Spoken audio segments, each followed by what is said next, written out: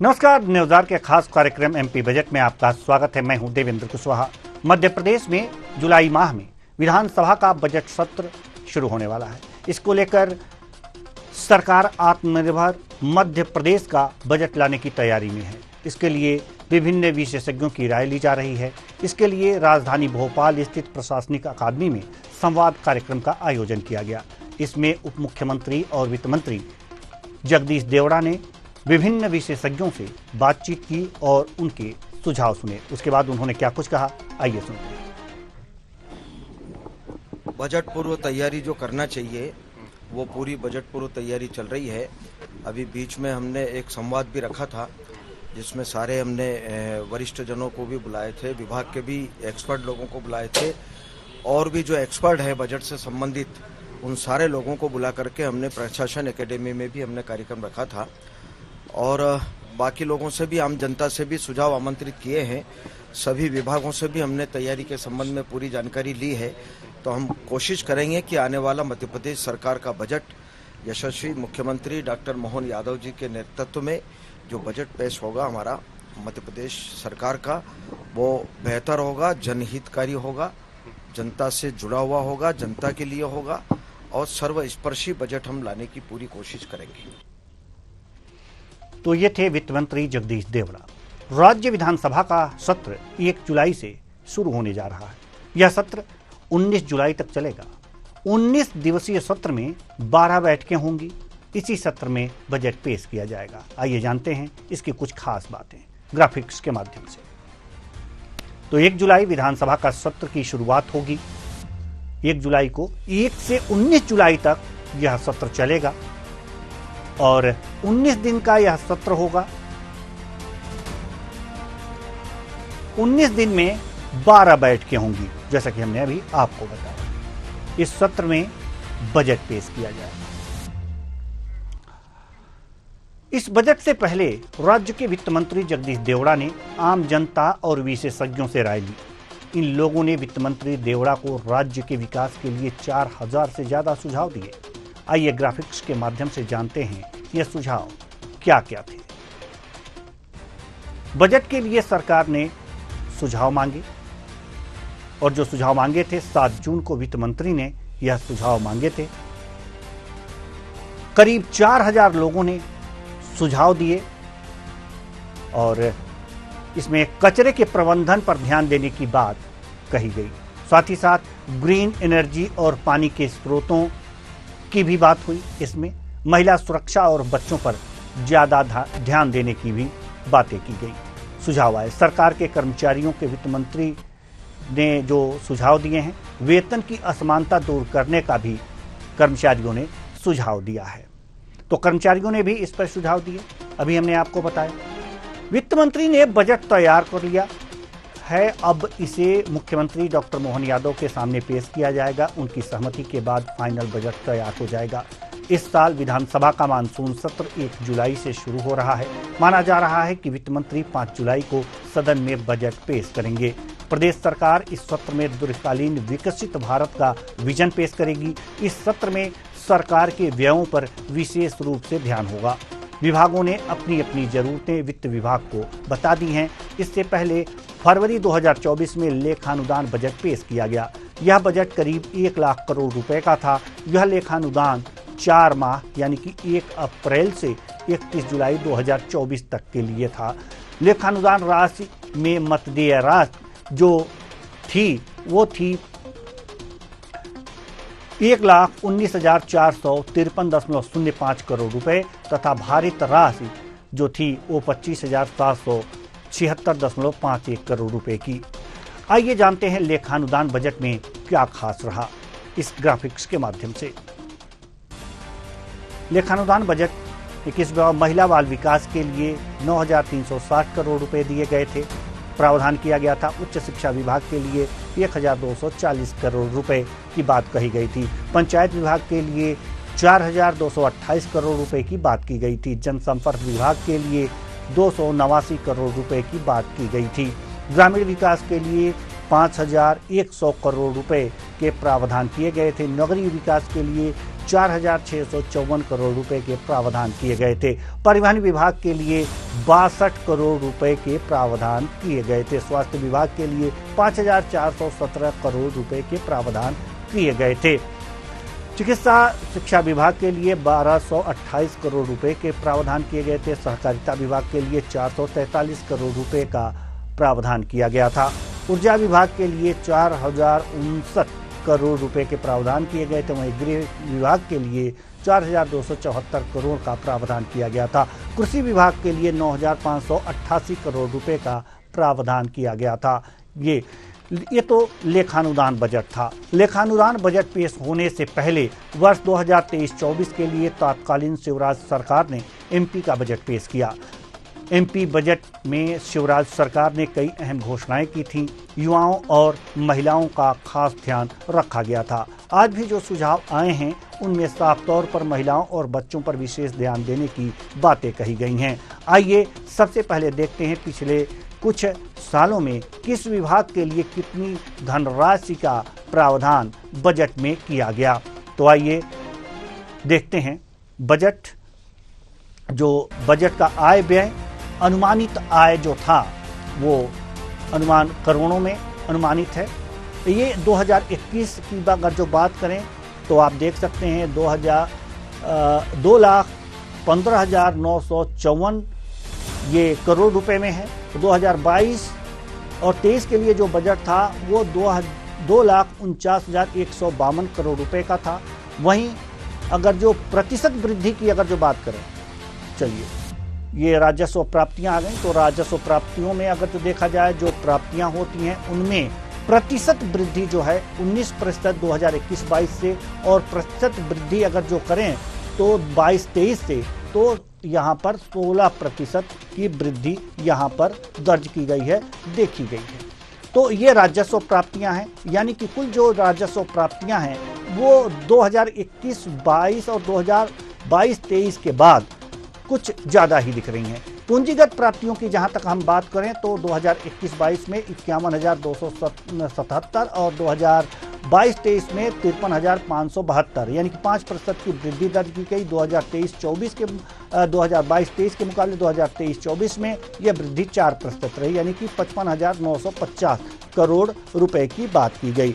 ये प्रतिशत वृद्धियां हैं जो कि हम आपको दिखा रहे हैं। अब अनुमानित आय जो थी ये 2021-22 में हम आपको बता रहे हैं 2021-22 में 2,15,554 और 2,49,152 2022-23 में है। प्रतिशत वृद्धि 15%, और इसी तरह से अगर जो प्रतिशत वृद्धि की बात की जाए तो ये 13% की प्रतिशत वृद्धि यहाँ पर 2023-24 में दर्ज की गई है। तो आप देख सकते हैं राजस्व जो है आय, अनुमानित आय, जो चौथा ग्राफिक्स हम लोग बता रहे हैं अनुमानित आय, और इसमें राजस्व प्राप्तियों की अगर जो बात करें तो 19% की वृद्धि 2021-22 के मुकाबले 2022-23 में हुई है, और वहीं प्रतिशत वृद्धि की बात करें 22-23 के मुकाबले यहाँ पर 23-24 में 16% की वृद्धि दर्ज की गई है। अनुमानित अगर जो बात करें ये पूंजीगत प्राप्तियां जो हम बात कर रहे हैं पूंजीगत प्राप्तियां, तो इनमें 5% की वृद्धि 2021-22 के मुकाबले 2022-23 में दर्ज की गई है, और 22-23 के मुकाबले जो है 23-24 में 4% वृद्धि यहाँ पर अनुमान लगाया गया था। ये बजट की बात हो रही है जो पिछले 21-22 और 22-23 में। अब अनुमानित व्यय पर भी थोड़ी सी दृष्टिपात कर लेते हैं।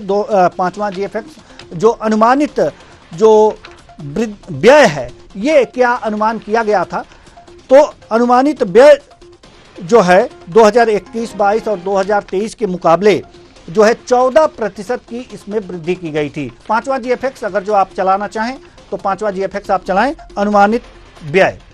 अनुमानित व्यय ये जो है इसमें 14% की वृद्धि की गई थी 2021-22 के मुकाबले 2022-23 में, और वहीं आप देख सकते हैं कि 2022-23 के मुकाबले 2023-24 में जो है यहाँ पर 14% की वृद्धि, यानी कि बराबर यहाँ पर व्यय में दिखाया गया है, बराबर व्यय है। वहीं राजस्व व्यय की अगर जो बात करें अनुमानित व्यय की अगर जो बात करें तो ये था। लेकिन अगर राजस्व व्यय की बात करें तो राजस्व व्यय में जो 21-22 के मुकाबले 22-23 में 15% की वृद्धि दर्ज की गई है। लेकिन ये यहां पर घटा है 2023-24 में जो व्यय, राजस्व व्यय जो है 13% किया गया है।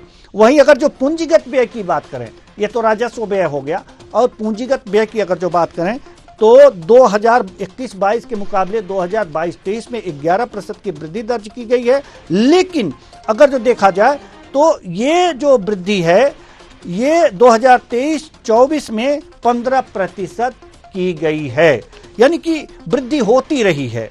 कुल मिलाकर के ये वृद्धि होती रही है। अब भारत एक जो है, अगर जो भारत की बात करें तो एक कृषि प्रधान देश है। भारत एक कृषि प्रधान देश है।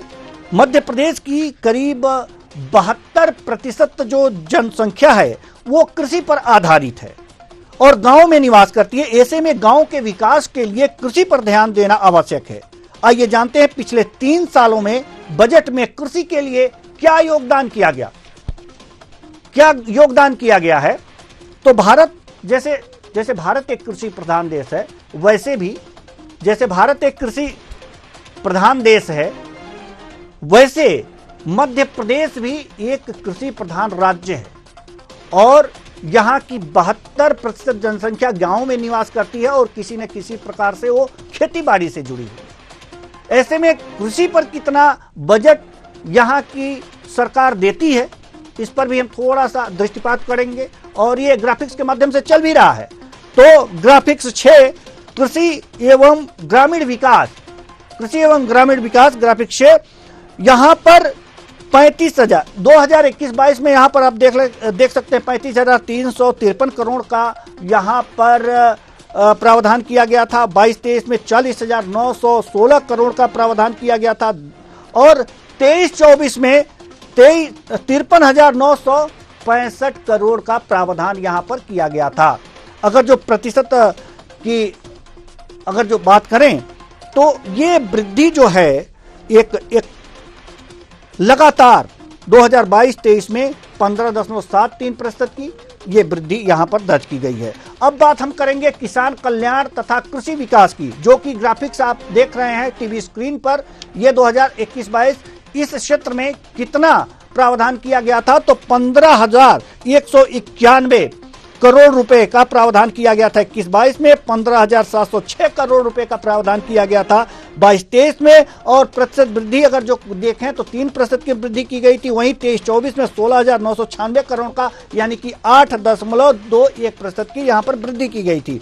सहकारिता विभाग के लिए क्या किया गया है ये भी आप देख लीजिए। सहकारिता विभाग के लिए 21-22 में 1,425 करोड़ रुपए का प्रावधान, 22-23 के में 1,960 करोड़ का प्रावधान किया गया है और प्रतिशत वृद्धि 38% वृद्धि यहां पर दर्ज की गई है। वहीं 23-24 में 2,417 करोड़ का प्रावधान किया गया है यानी कि 23% वृद्धि की गई है। पशुपालन एवं डेयरी विभाग में 2021-22 में 1,066 करोड़ रुपए का प्रावधान किया गया। 2022-23 में 1,443 करोड़ रुपए का प्रावधान किया गया, प्रतिशत वृद्धि 35%। और वहीं पर 2023-24 में 1,492 करोड़ का प्रावधान किया गया। अब हम देखते हैं कि मध्य प्रदेश जो किसान विकास के लिए, मध्य प्रदेश में किसान और खेती के विकास के लिए जो लगातार ये बजट में प्रावधान किए गए हैं, उनमें कौन सा प्रावधान सबसे, इन जो पैसे यहां पर खर्च किए गए यानी कि उस विभाग को दिए गए, तो उसमें कृषि का विकास कितना हुआ यह भी हम देखेंगे और जानने की कोशिश करेंगे। तो अगर जो ग्राफिक 7 हम अगर जो चलाएं तो आप देख सकते हैं वर्ष 2001 और 2 में 3% की वृद्धि दर्ज की गई थी, लेकिन यही वृद्धि 23-24 में आकर के 19% हो जाती है। आप यहां पर कृषि वृद्धि मध्य प्रदेश की देख सकते हैं। ग्रामीण विकास की जहां तक बात करें अगर जो तो ये वृद्धि दर्शाती है। अब हम अपने मेहमानों की तरफ रुख करेंगे। सारे आंकड़े हमने अपने दर्शकों के सामने रख दिए हैं और अब हम चर्चा करेंगे कि 2001 और 2 में जो 3% की कृषि वृद्धि थी वो 2023-24 में 19% ये वृद्धि दर्ज की गई है। ये कम है या अधिक है, ये भी जानने की कोशिश करेंगे और बजट में क्या प्रावधान होने चाहिए ये भी हम बात करेंगे। तो हमारे साथ चर्चा के लिए मेहमान भी हैं और राजनीतिक दलों के राय भी जानेंगे। हमारे साथ जो मेहमान हैं सबसे पहले उनसे परिचय करा दें। रमेश शर्मा जी, वरिष्ठ पत्रकार, बहुत बहुत स्वागत है हमारे इस कार्यक्रम में। सत्येंद्र जैन जी, बीजेपी प्रवक्ता, बहुत बहुत स्वागत है आपका हमारे इस कार्यक्रम में। समर सिंह जी, कांग्रेस प्रवक्ता, आपका भी बहुत बहुत स्वागत है हमारे इस कार्यक्रम में। चर्चा की शुरुआत करेंगे। वास्तव में सबसे पहले हम रमेश शर्मा जी के पास जाना चाहेंगे और हम अपने मेहमानों से ये गुजारिश करेंगे, चाहे बीजेपी से हो या फिर कांग्रेस से, ये दोनों मेहमानों से हम गुजारिश करेंगे कि हम बजट पे चर्चा कर रहे हैं, थोड़ी सी राजनीति से अलग हट करके वास्तव में मध्य प्रदेश की विकास की तरफ अगर जो देखा जाए, दोनों मेहमानों से निवेदन है तो बड़ी बेहतर होगा कि आने वाले बजट में क्या प्रावधान हो कि कृषि का विकास तेजी से बढ़े, क्योंकि करीब करीब 72% जो हमारी जनसंख्या है मध्य प्रदेश की वो गांव में निवास करती है। तो सबसे पहले रमेश शर्मा जी के पास जाना चाहेंगे। तो रमेश शर्मा जी से अभी हमारा संपर्क नहीं हो पा रहा है। सत्येंद्र जैन जी, हम आपके पास आना चाहेंगे और आपसे जी हाँ, यही सवाल होगा सत्येंद्र जैन जी कि जो मध्य प्रदेश में अब एक जो बजट आने जा रहा है 24-25 का, सत्येंद्र जी, उसमें कृषि के लिए अब क्या होने वाला है, किसानों के लिए क्या करने वाली है सरकार? सुझाव तो काफी आए हैं, 4000 लोगों ने सुझाव दिए हैं, कर्मचारियों ने सुझाव दिए हैं, लेकिन किसानों के सुझाव आए हैं कि नहीं आए हैं? देखिए देवेंद्र जी, सुझाव आए हैं और हमने किसानों को अन्नदाता माना है और बलराम की भूमिका में हम भगवान रूपी किसानों को देखते हैं। भगवान बलराम की भूमिका आता है में मानते हैं हम किसानों को, और उसको मानते हुए आपने स्वयं ही बताया कि 2001-2 में कृषि की विकास दर 3% होती थी, आज वो लगभग 20% है। तो ये बड़ी उपलब्धि है। और जो बजट रहा है हमारा, जो पिछले वर्ष का पूर्ण बजट था, उसमें हमने लगभग 54,000 करोड़ रुपए की राशि कृषि और कृषि संबंधित कार्यों के लिए रखी, और जिसका सफल है कि जो आपने बताया कि लगभग 20% की जीडीपी आई। इसी प्रकार से उद्योगों के लिए भी, उद्योगों की जीडीपी जो है पहले ऋणात्मक हुआ करती थी, वो हमने हमारे समय 24% से ऊपर की है इंडस्ट्रियल डेवलपमेंट ग्रोथ। और ओवरऑल डेवलपमेंट ग्रोथ जो है एमपी की, जो अभी 1-2% भी नहीं रहती थी, वो आज 16% के ऊपर है। तो ये बड़ी उपलब्धियां हैं और भारतीय जनता पार्टी की सरकार ने निसंदेह इसको सही दिशा में रखा, मध्य प्रदेश के विकास को, जन कल्याण को भी रखा है। साथ ही साथ देखिए, आपने पूंजीगत व्यय के ऊपर भी प्रकाश डाला है। मैं आपके चैनल को और आपको धन्यवाद भी देता हूं कि आप जैसे जो चैनल जो हैं, जो यह भी दिखाते हैं कि पूंजीगत व्यय कितना इंपॉर्टेंट रोल प्ले करता है किसी भी राज्य की या देश की अधोसंरचना विकास या देश के कल्याण में, उत्थान में। क्योंकि देखिए, अगर 1 रुपए अगर आप पूंजीगत व्यय में व्यय करते हैं तो वो लॉन्ग टर्म में 4 रुपए तक का रिटर्न देता है। तो ये अब जैसे 57,000 करोड़ रुपए की राशि लगभग पिछले वर्ष जो था उसमें हमने 57,000 करोड़ रुपए का प्रावधान किया था। ये बहुत बड़ी उपलब्धि है। कांग्रेस के समय तो 2,000 करोड़ रुपए भी पूंजीगत व्यय में नहीं किया जाता था। तो हमने 57,000 करोड़ रुपए रखा, और जिससे कि देखिए वो उससे कल्याण नहीं होता है, उसे डायरेक्ट किसी व्यक्ति को नहीं मिलता है, लेकिन हमारे प्रदेश की सड़कें बनती हैं, इलेक्ट्रिसिटी का एम्पावरमेंट होता है, या हमारे इरिगेशन फैसिलिटीज बढ़ती हैं, बिल्डिंग्स बनती हैं, स्कूल्स बनते हैं, हॉस्पिटल्स बनते हैं, तो उसमें लगता है, जो संरचना में लगता है, संरचना विकास में जो लगता है, वह काम हमारी सरकार ने उसको भी ज्यादा दिया। जबकि हम चाहते तो चुनावी वर्ष था 2023 में हमारे विधानसभा चुनाव हुए, लेकिन हमने जो बजट पेश किया था 23 के पहले वाला, उसमें हमने इस बात का ध्यान रखा 23-24 के बजट के लिए हमने जो बजट रखा उसमें हमने कोई कंप्रोमाइज नहीं किया। शिवराज जी की सरकार थी और जगदीश देवड़ा जी उस समय वित्त मंत्री थे, लेकिन ये चाहते तो जन हितैषी योजनाओं के लिए वाही लूटने वाली योजनाओं में पैसा लगा सकते थे क्योंकि चुनाव था। लेकिन भारतीय जनता पार्टी चुनाव तो लोकतंत्र का पर्व है मानती है,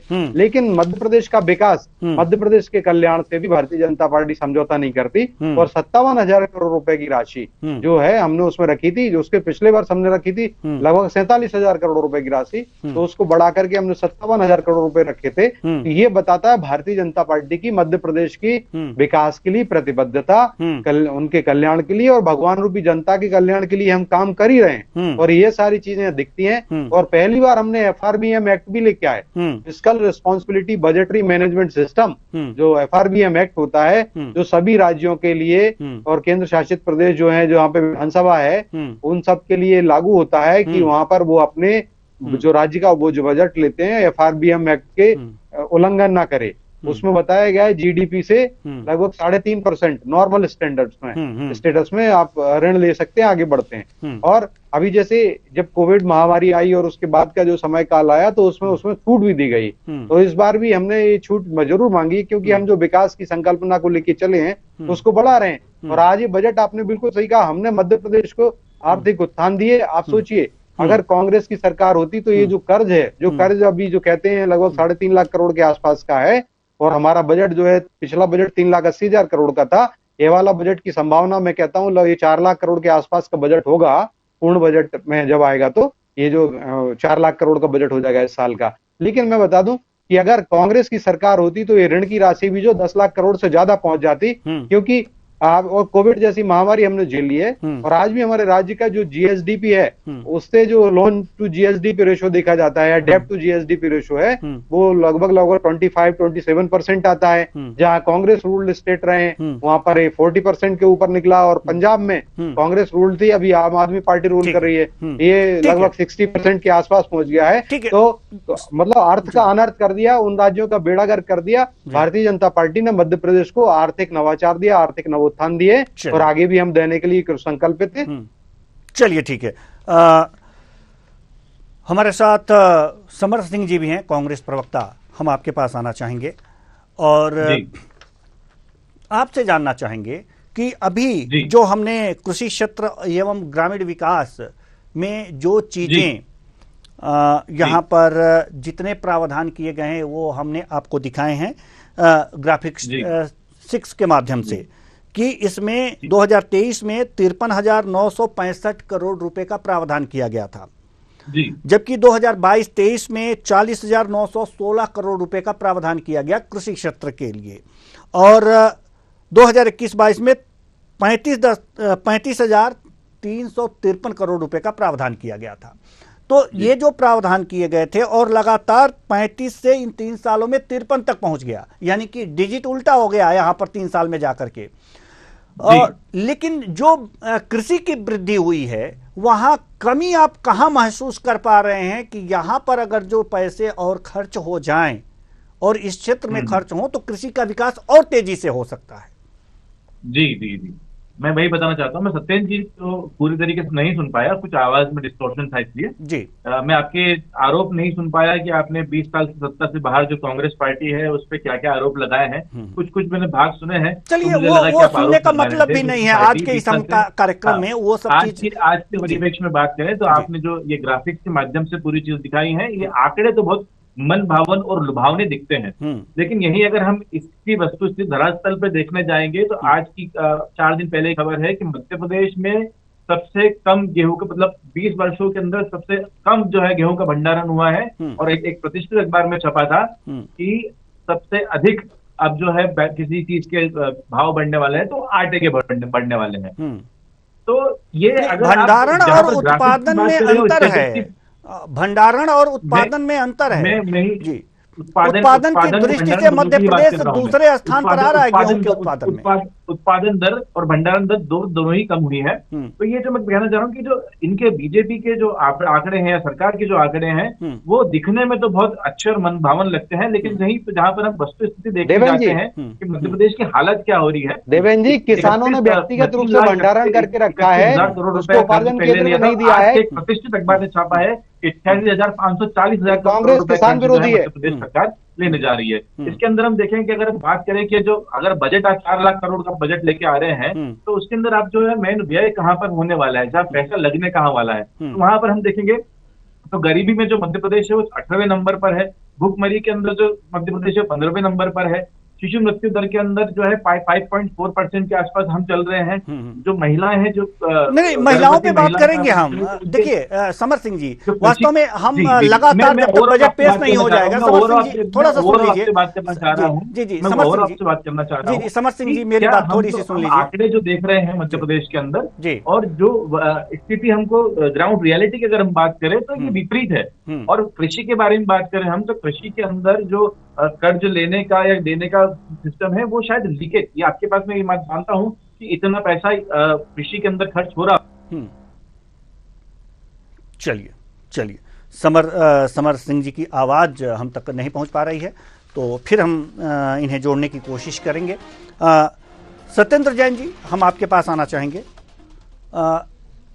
चलिए, दोनों मेहमानों से हमारा संपर्क इस समय टूट गया है, तो हम आपको बता दें कि जो मध्य प्रदेश है कृषि के क्षेत्र में बहुत ही महत्वपूर्ण है, क्योंकि यहाँ की 72% जनसंख्या कृषि पर आधारित है, और 72% जनसंख्या जब कृषि पर आधारित है तो वास्तव में ये कहा जा सकता है कि अगर कृषि के विकास तेजी से होंगे तो किसानों के विकास होंगे, और जब किसानों के विकास होंगे तो वास्तव में ये कहा जा सकता है कि मध्य प्रदेश का विकास होगा। ये आंकड़े जो हैं ये बजट के आंकड़े हैं, और इसमें प्रतिशत की वृद्धि दिखाया गया है कि कितने प्रतिशत की यहाँ पर वृद्धि पैसों में हो गई है, की गई है।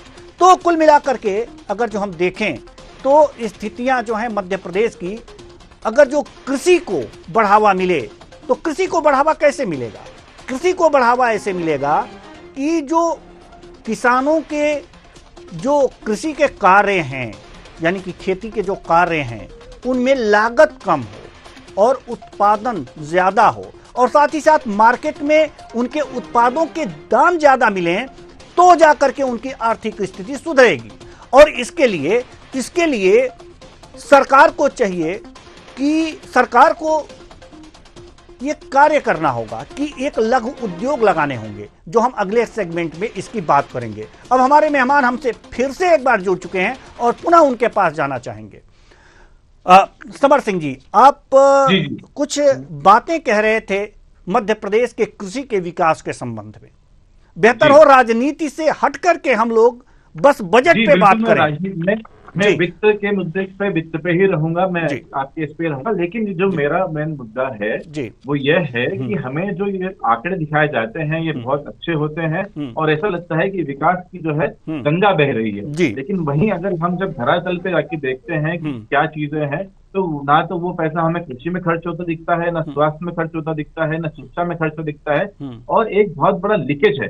अगर बीजेपी या मध्य प्रदेश सरकार जो है वो इतना पैसा खर्च कर रही है तो उसको ये भी ध्यान रखना चाहिए कि कहाँ पर भ्रष्टाचार हो रहा है, ताकि जो हितग्राहियों तक उस चीज की फायदा क्यों नहीं बढ़ रहा है, पहली बात। दूसरी बात यह है कि जहां पर एमएसपी की हम बात करें, एमएसपी के अंदर आपको एक सपोर्ट जो है कृषि तक को देना होगा, जिसके तहत जो भी घाटा या मुनाफा वो है परसेंटेज या तो कम हो। दूसरी बात मेरी ये थी कि यहाँ पर अगर हम कृषि की बात करें तो आप देखेंगे, आइए खबरें हर साल एक आम होती है कि आज कोई किसान जो है वो ट्राली जो है प्याज की ट्राली भर के कहीं फेंक के जा रहे हैं, तो ये क्यों हो रहा है? वहीं पर किसी दिन 200 रुपए किलो प्याज चले जाता है। तो इसको चेक करने के लिए कि सरकार को ऐसा सिस्टम बनाने वाली है कि कृषि जो है, और आप ये जानते हैं कि मध्य प्रदेश के अंदर एक वाक्य बहुत प्रसिद्ध है कि कृषि एक घाटे का धंधा है, मुनाफे का धंधा नहीं है। और जहाँ छोटे काश्तकारों की हम बात करें, जो छोटे किसान हैं, तो आप देखिएगा जो अगर किसान मृत्यु दर जो है वो इस बात का परिचायक है कि किसान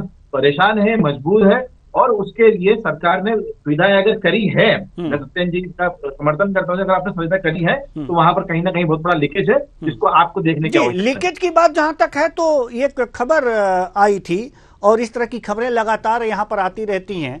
तो अगर जो बात करें बीज की, अगर बीज उत्तम क्वालिटी के उपलब्ध कराए जाएं, प्रमाणित बीज उपलब्ध कराए जाएं कृषि विभाग के द्वारा किसानों को, तो वास्तव में थोड़ा सा उत्पादन तेज होगा। लेकिन सत्येंद्र जैन जी, हम आपसे एक बात बोलना चाहता था कि स्वामीनाथन की रिपोर्ट के अनुसार जो हम कृषि कर रहे हैं, पहले से ही हम जेनेटिकली मॉडिफाइड बीज के ऊपर कर रहे हैं। पहले के अगर आप 70-80 साल पहले के अगर हम बीज देखेंगे तो 12-15 एक कली के अंदर 12-15 गेहूं के दाने निकाला करते थे।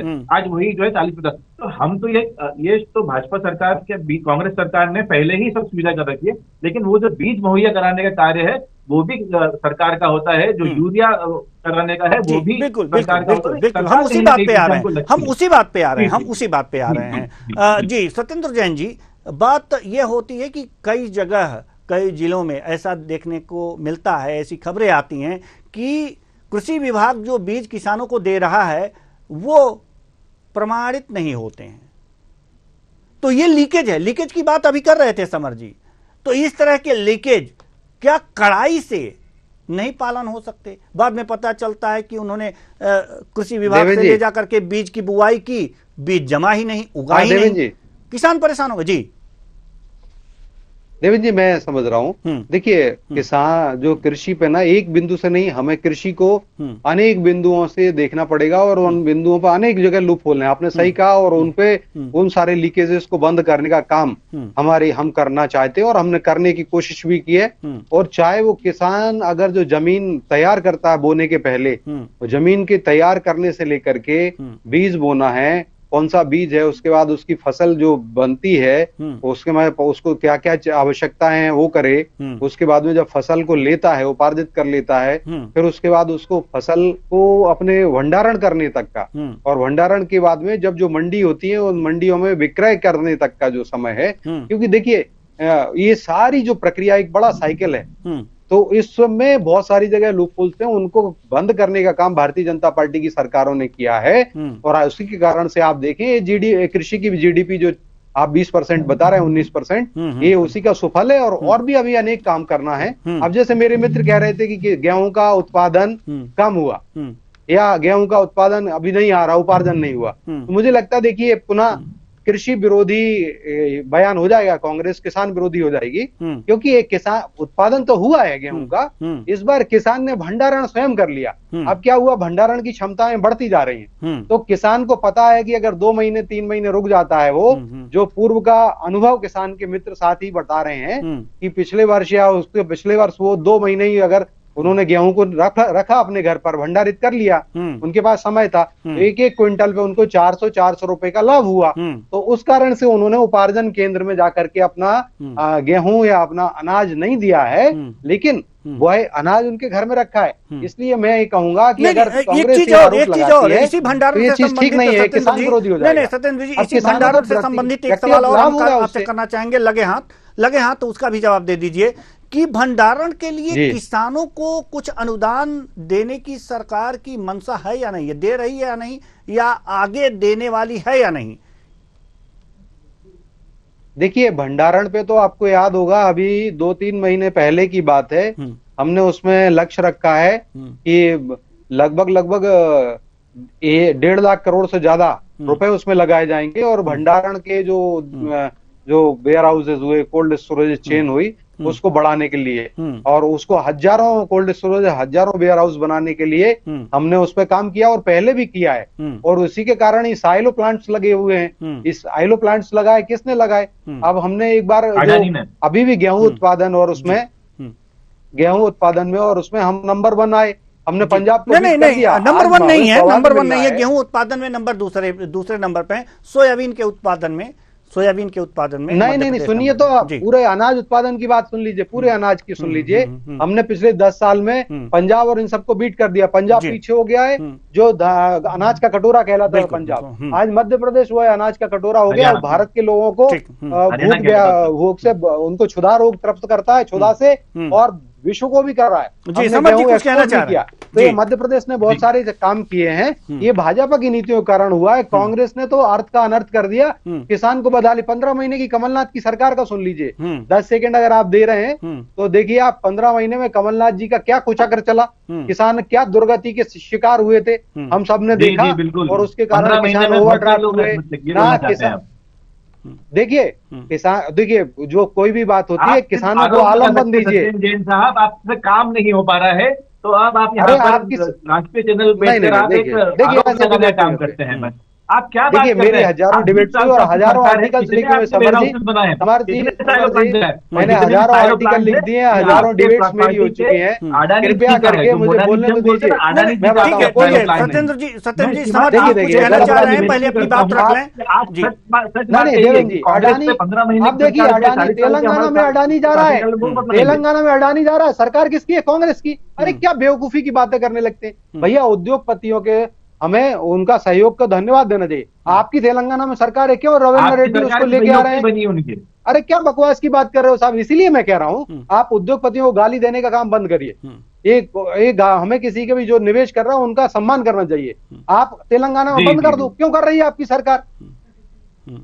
क्या कर रही है रेड्डी सरकार? क्या बात कर रहे हो आप लोग? देखिए इसी प्रकार का भ्रम फैलाते हैं जो गौरव वल्लभ भाई आपके यहाँ से गौरव वल्लभ ने कहा ना, आप कांग्रेस का आरोप लगाइए, 70 साल के हमारे कार्यकाल का आरोप लगाइए। विरोध कर करके बताइए कि आप भारत का विरोध करने लगते हो। आप गलत बात कर रहे हैं। पहले नहीं थे, इंदिरा गांधी जी के समय नहीं थे, आप मुझे क्या पंडित जवाहरलाल नेहरू के समय नहीं थे?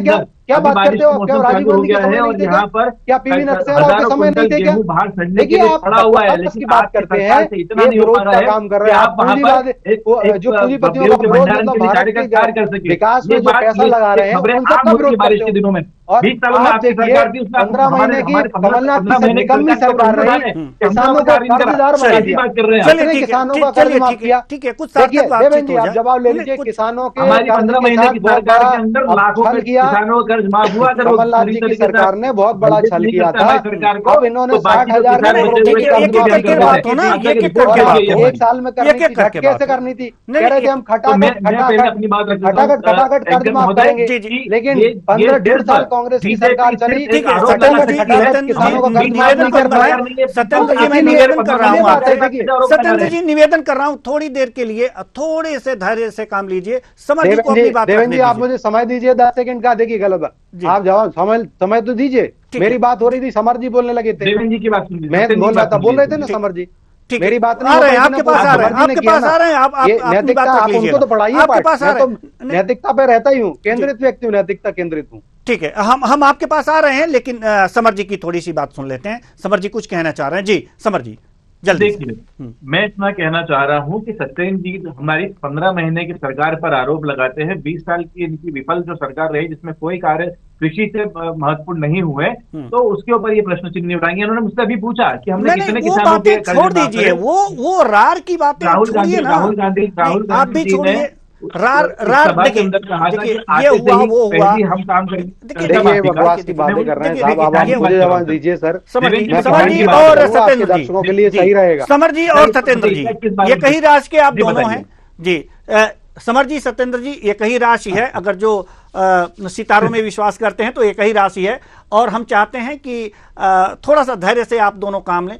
क्या हुआ क्या नहीं हुआ छोड़िए ना, उसको क्या होना चाहिए अगले बजट में, इस पे बात करें। जी समर जी पे आता हूँ कि सरकार को चाहिए कि भंडारण की उपयुक्त व्यवस्था सरकार करे। ये जो तस्वीरें है ये बारिश के दिनों में आम होती है कि हजारों लाखों क्विंटल जो है गेहूं बाहर सड़ रहा होता है और पानी में भीग रहा होता है, जो किसी गरीब के मुंह नहीं लगता और खराब हो जाता है। तो सरकार अगर ऐसी व्यवस्था कर रही है तो इनको इस बात का इसको देखना चाहिए कि क्या हमारे द्वारा हमारे किसानों ने जो मेहनत की और पसीने की से ये फसल को तैयार करा है खराब ना हो, कम से कम किसी हितग्राही को या किसी जरूरतमंद को मिले। अभी सत्येंद्र जी ने बात की थी, समर जी अभी सत्येंद्र जी ने ये बातें कही थी कि 1.5 लाख करोड़ की व्यवस्था भंडारण के लिए करने की योजना है सरकार की। क्या ये पर्याप्त है? 20 साल बाद भी आपको ये करना पड़ रहा है कि योजना आपकी 20 साल के अंदर भी योजना पूरी नहीं हो पा रही है। क्या कितने साल तक ये हमारे किसानों का जो अनाज है ये बाहर पानी में सड़ता रहेगा, आप मुझे बताएं। जी चलिए देवेंद्र जी जवाब ले लीजिए। जी जी जवाब दीजिए सत्येंद्र जी। देखिए देवेंद्र जी, मैं बस सिर्फ तीन बात ही कहूंगा और ज्यादा कहूंगा नहीं। पहली बात कि हमने जो काम किया उसी के कारण ये हो रहा है। उद्योग जो कृषि की विकास दर है 19% है। ये वांटेड R1 और वांटेड R2 शासन भी देख लिया सरकार मध्य प्रदेश में। तो मैं ये कहूंगा कि ये लोग नहीं कर पाए।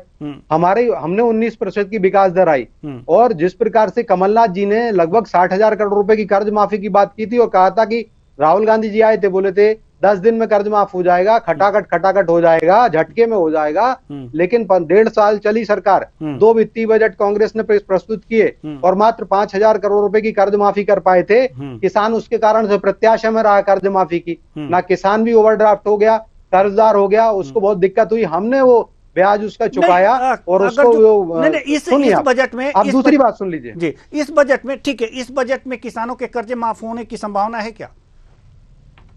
देखिए दूसरी बात सुनिए, हमने कहा ये देखिए, हमने उनके किसानों का जो ब्याज भरने का काम सरकार ने किया। कर्ज तो किसान ने लिया था और कमलनाथ जी की सरकार करती।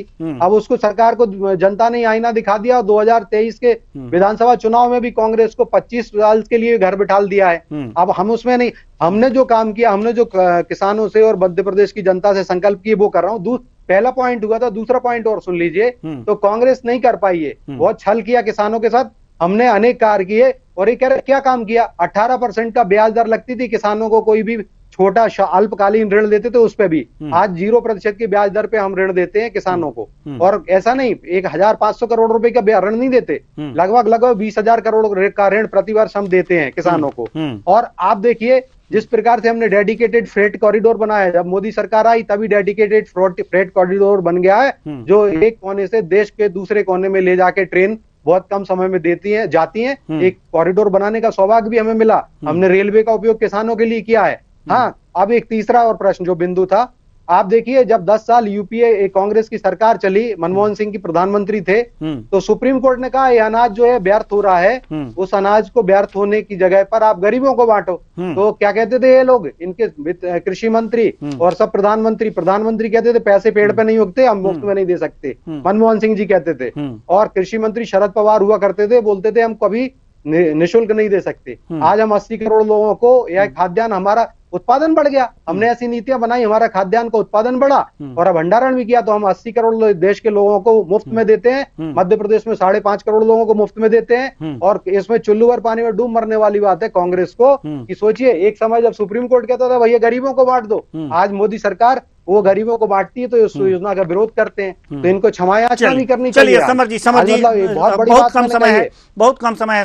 समर जी अपनी बात रखिए। पहली बात तो यह है कि जो भी आप बजट लेके आ रहे हैं इसके अंदर ऐसी कुछ प्रावधान लेके आइए कि आदमी को 5 करोड़ जो मध्य प्रदेश के वासी है उनको आपके 5 किलो अनाज के ऊपर निर्भर ना होना पड़े। पहली बात। दूसरी बात मैं आपसे कहना चाह रहा हूँ कि आपकी जो योजनाएं बन रही है, आदमी को पंगु बनाने की योजनाएं चला रहे हैं। अगर कभी मुझे इस बात की जानकारी नहीं है कि क्या किसी कांग्रेस के कार्यकाल में ऐसी बात कही गई है कि हम फ्री में नहीं देंगे, तो मैं इसमें भी आपको बता दूं गई थी ना, ऑन रिकॉर्ड है, मैं ऐसे नहीं बोलता। रुपए आज आप ले रहे हो, प्रधानमंत्री ने बोला था छपा हुआ है, और आपके आप खुद कांग्रेस के कृषि मंत्री थे शरद पवार, उन्होंने कहा था निकाल लीजिए आप रिकॉर्ड। चुनाव जीतने के लिए कमलनाथ केंद्रीय मंत्री थे, वो कहते थे कि जनता ज्यादा खाने लगी, पेट हो गई है, मेरी तरफ से अगर गरीबों का अपमान कर रही थी। चर्चा कर रहे हैं तो मेरे कमलनाथ ने गरीबों का अपमान किया था कांग्रेस की तरफ केंद्रीय मंत्री के तौर पर। बीजेपी जो सरकार है ये आर्थिक रूप से जनता को कहते हैं जनता आजकल पेट हो गई, ज्यादा खाने लगी है। मतलब जनता किसी के विकास के लिए युवा महिलाओं के लिए ये सब अपमान करने वाली बात करते हैं। सही जगह खर्च किया जाए। ना तो युवा के सपने पूरे हो पा रहे हैं, ना महिला के सपने पूरे हो पा रहे हैं, ना दलित के सपने पूरे हो रहे हैं। चलिए अब हमारे पास समय बिल्कुल भी नहीं है, कांग्रेस बेरोजगार हो गई है, समय बिल्कुल भी सत्तारूपी समय बिल्कुल भी नहीं है, समय बिल्कुल भी नहीं है, लोगों को भोजन दे रहे हैं। कांग्रेस नहीं बढ़ा सकते। धन्यवाद, बहुत बहुत धन्यवाद सभी मेहमानों का, बहुत बहुत धन्यवाद। आप आए और अपने अपने विचार साझा किए। हालांकि जो उम्मीद थी वो थी सार्थक बहस की, लेकिन राजनीति है कि मानती नहीं और एक दूसरे पर आरोप प्रत्यारोप लगाए बिना रहती नहीं। हालांकि जो कृषि का विकास है मध्य प्रदेश में ठीक ही हो रहा है, लेकिन अभी बहुत कुछ करने की आवश्यकता है जिससे कि किसानों की दीनहीन दशा में सुधार किया जा सके। और अगले बजट से यही उम्मीद है। फिलहाल इस कार्यक्रम में बस इतना ही। मुझे दीजिए इजाजत। नमस्कार।